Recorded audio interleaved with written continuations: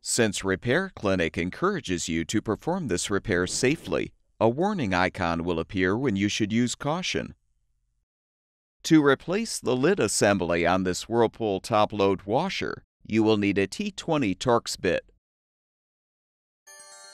Before you begin the procedure, unplug the appliance's power cord.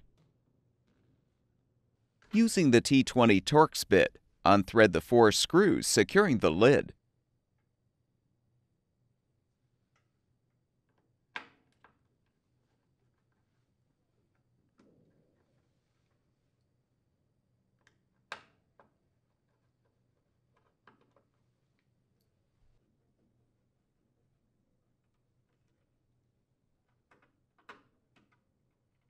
Pull the lid off the hinges.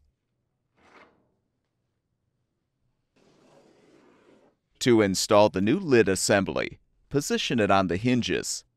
Then rethread the 4 screws.